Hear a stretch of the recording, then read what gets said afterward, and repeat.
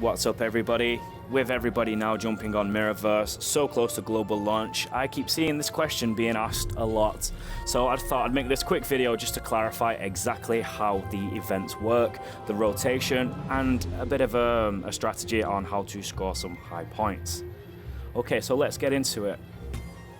First of all, the first event I will take you through is the daily ones. So the rotation of these as and when they end, so not when they start but when they end. On Monday we have the daily stellar, which is kind of a mix of all the different daily class specific ones. On Tuesdays we have the melee ones, Wednesdays tank, Thursday support, Friday ranged, and that's the order every single week. Saturday is melee and support, Sunday is tank and ranged, and then we go roll back into Monday with the daily stellar. And the crystal one rolls every single day, all the time. So to score points for this, it might start on detail, so you just head over to milestones and it will show you the criteria. So you complete any non-dungeon encounter, you'll get 10 points. Complete any non-dungeon encounter with a tank guardian, you will get 12 points because you'll get 10 from the previous one. And if you kill some tank enemies, you'll get a further 1 point. That's the same for the melee, the ranged, and all the other days besides daily stellar. There's a different criteria for that one. It's just kill everything, and the same points for non-dungeon encounters. The daily crystal mission, the stellar and the famed crystals, you will need to spend orbs to get those big points. Sometimes you'll get a stellar from the calendars, or you may get the shards, which you'll be able to farm to make a stellar crystal.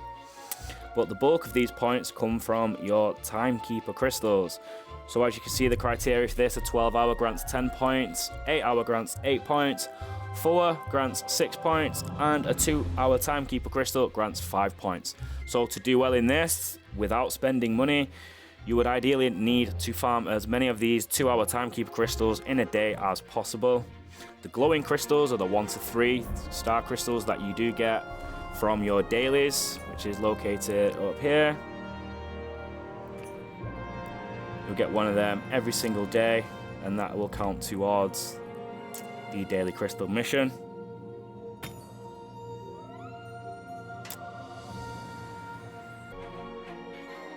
So now we're getting to the more trickier events. The weekly stellar journey. Now this runs all week long, so all of the dailies contribute to this. But if you score 30,000 as an alliance, it doesn't count 30,000 towards stellar. So this is what you have to do to score high in stellar. Mainly, it's revolved around spending energy. That is where the bulk of your points will come from this. That and claiming the third milestone gives 50, but the majority will come from spending your energy. For newer players, you'll see new alliances do really well because of this. They will do a lot of rank ups, and they will also do a lot of level ups. So you'll tend to see newer players that will score a lot higher than say some of the older players. So the criteria for this is claim the third milestone for daily missions, 50. Spend 1 energy grants 4 points. So if you spend 200 energy per day, that's 800 points. Some people spend more, some people spend a little bit less. I think the maximum energy you can get in a day is 240. That's if you don't sleep and you're up and you spend all your energy. Ranking up a guardian is 20, and completing a dungeon on master. Now only a very few people will do this, and it doesn't yield a massive amount of points, but over the course of the week it can add up. And let's say you do, I don't know, 2 dungeon runs a day, that's 30 points. You see it adds up, that's a new 210. Famed crystals, if you complete the dungeon on expert, 10 points. So as you can see the criteria here. Use any timekeeper crystal, that adds up there. So you will tend to see that some of the criteria, they do overlap. Now the dungeon ones get more tricky. So I will show you the delve together. This is the Alliance dungeon. So you get points just for completing these dungeon runs. So if you don't complete it, you will not get the big chunk of points. You get some for finishing the floor difficulty, so you'll get 10 just for completing a dungeon run, plus whatever difficulty added on to that. The bulk of the points come from actually scoring well in your solo dungeon runs, which we will touch upon in 1 second. So if you use some of the premium items, which are now available in the store for orbs, which is nice, you don't have to actually spend orbs on energy if you do not wish. You will also get these points added on. So just to touch back upon these, reach the 3rd milestone in the dungeon event, the 7th and the final one.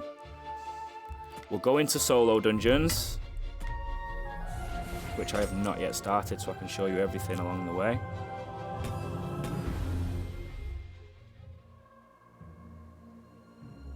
Maybe I have started it. Okay, so these, as we know, there are 2 sets of dungeons which make up the 7-day period, which contributes to Dungeon Delve. So the first 3 days of this is Moat Madness, as you can see in the top left corner. You will always have to use these bonus guardians. Now in these 3 days you only get 160 energy, but for me and for everybody else, this is the easier one to score the most points towards your Dungeon Delve, because if you score 17k, you will hit this last milestone and that will trigger the 500 points for hitting the final milestone. Whereas in the gem dungeon, the final milestone is 30k, so the goalpost has been moved. So you can score the bulk of your Dungeon Delve in this first Moat dungeon. Now, Moat Madness dungeon runs from Tuesday to Friday and ends at reset. Gem, I'm not sure if it's called Gem Madness, but the Gem dungeon runs from Friday to Tuesday. You'll get 200 accumulative energy throughout that period. If you don't use it, it will go. And as I said, the goalposts are further away, so if you are trying to get some good Dungeon Delve score points, it's better to do it in this first part of the Moat Madness, and then you can contribute towards your alliance more. There is the dungeon store to help with extra energy if you wish, and you'll also get some of the premium items.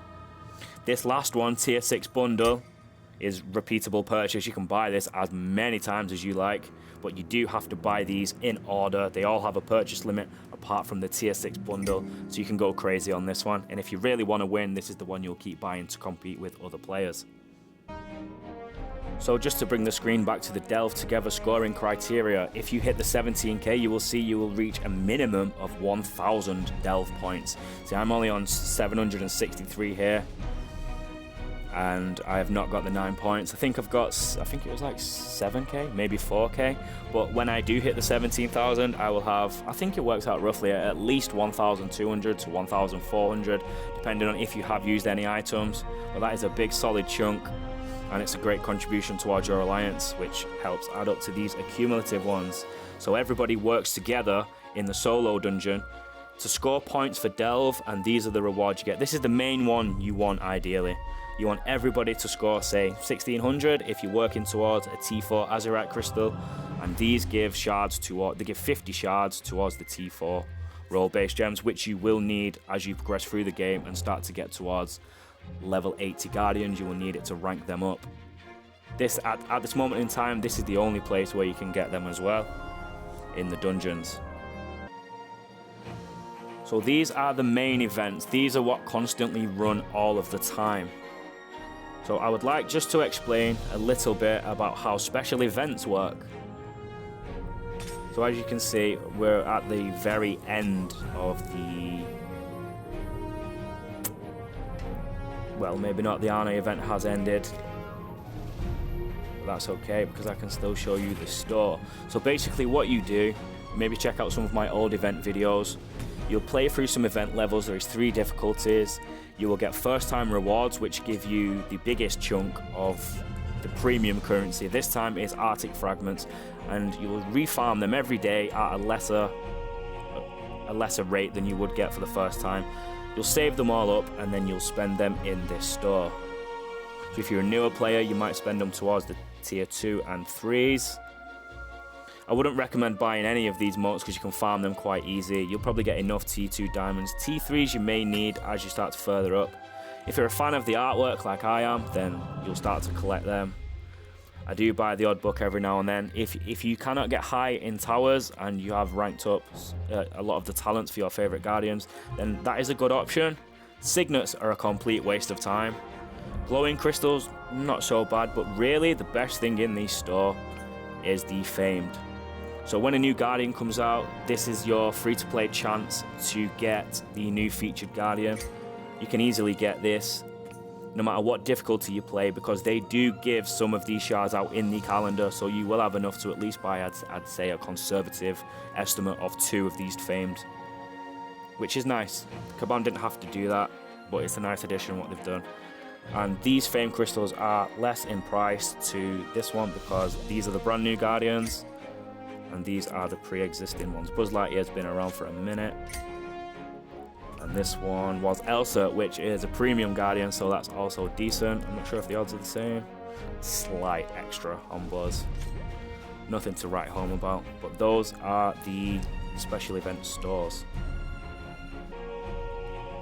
Okay, so I hope I explained that well. So to recap, Tuesday is the big day for Alliance events. That is when Weekly Stellar ends, and that's when Dungeon Delve ends. Solo dungeons end on Tuesday and Friday. And then the rotation for the daily class specific is Tuesday melee, Wednesday tank, Thursday support, Friday ranged, Saturdays melee and support, Sunday is tank and ranged, and then Monday is a bit of a mashup of all the others, and that's called Daily Stellar. If you've learned anything in this video, don't forget to hit subscribe, support me. I'm trying to get to 500 subscribers before global launch on the 23rd of June, and I really appreciate your support. I appreciate everybody that is following me and helping contribute towards my channel. As always, take it easy now.